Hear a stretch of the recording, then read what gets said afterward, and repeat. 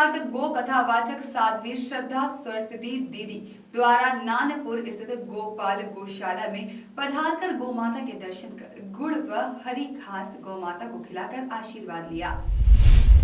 इस अवसर पर गौमाता का वैज्ञानिक, आर्थिक, सामाजिक महत्व पर विस्तार से उपस्थित जन समुदाय को बताया गया। दीदी सरस्वती ने भारतवर्ष में गौमाता की घटती संख्या पर चिंता व्यक्त करते हुए कहा कि अब समय आ गया है कि गौमाता को बूचड़ खानों से बचाना होगा व वृद्ध गौ माता को गौशालाओं में शिफ्ट करना होगा। उन्होंने केंद्र सरकार से मांग करते हुए कहा है कि गौमाता को कटने से रोकने के लिए कड़ा कानून बनाने की आवश्यकता है और साथ ही राष्ट्रीय पशु माता को घोषित किया जाए। आज 135 करोड़ की भारतवर्ष की आबादी के बाद भी देशी नस्ल की मात्र 4 करोड़ गौ माता बची है। ये चिंतन का विषय है। प्रत्येक हिंदू परिवारों को गौ माता पालना चाहिए।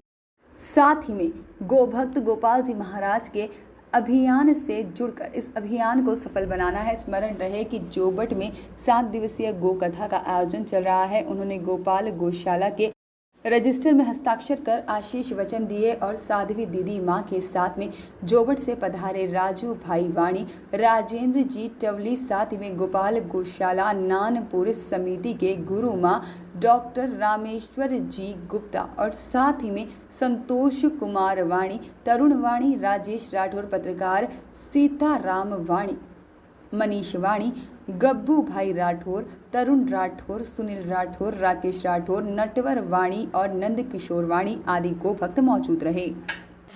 हम बात कर रहे हैं गो सेवा गो भक्त गोपाल जी महाराज जी की शिष्या श्रद्धा सरस्वती दीदी से, जो आज पावन धरा गोपाल गौशाला में पधारी और गो रक्षा के लिए एक अभियान है जो पूरे देश भर में चल रहा है।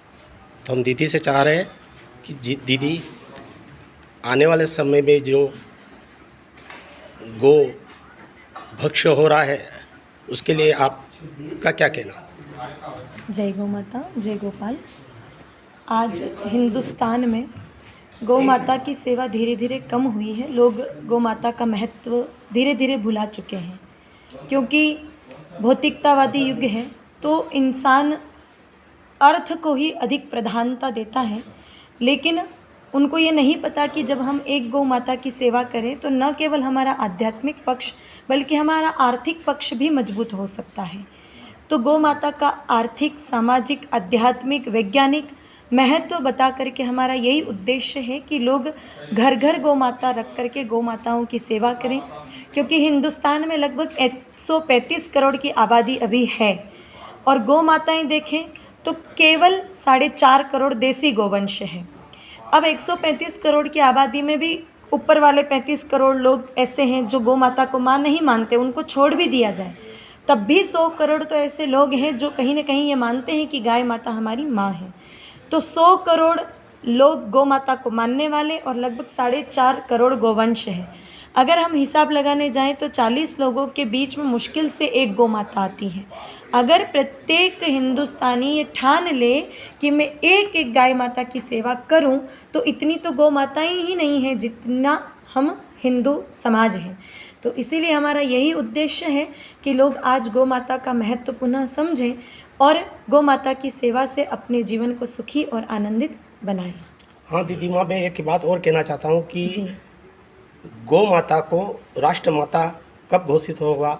ऐसा जो अभियान गोपाल जी महाराज का चल रहा है उसमें क्या सही? जी, ये बहुत अच्छा अभियान चल रहा है गौ माता को राष्ट्र माता घोषित करने का, लेकिन 1-2 संतों के चाहने से या उनके प्रयास बिल्कुल निश्चित सराहनीय है, लेकिन जब तक हर व्यक्ति नहीं जुड़ेगा तब तक ये संभव नहीं है। तो जो अभियान महाराज जी चला रहे हैं, आप सब लोगों से निवेदन है कि दिल्ली में अब कार्यक्रम होने जा रहा है, आप सब लोग भी अधिक से अधिक संख्या में वहाँ पहुँचें, क्योंकि सरकार सिर्फ संख्या से ही किसी बात को मान सकती है।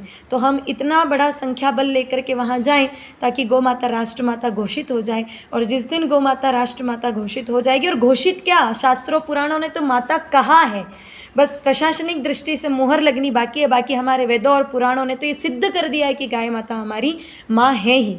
तो प्रशासनिक दृष्टि से भी अगर ये हो जाए तो निश्चित बहुत बड़ा कदम होगा और वो तब संभव है जब आप सब लोग सहयोग देंगे। केवल अकेले महाराज जी कुछ नहीं कर पाएंगे, आप सब लोगों का सहयोग बहुत आवश्यक है। तो आप ज़रूर उस अभियान का हिस्सा बने और जाएं ताकि सरकार पर दबाव। वॉइस ऑफ राइट्स के लिए जोबट से मुकेश राठौर की रिपोर्ट।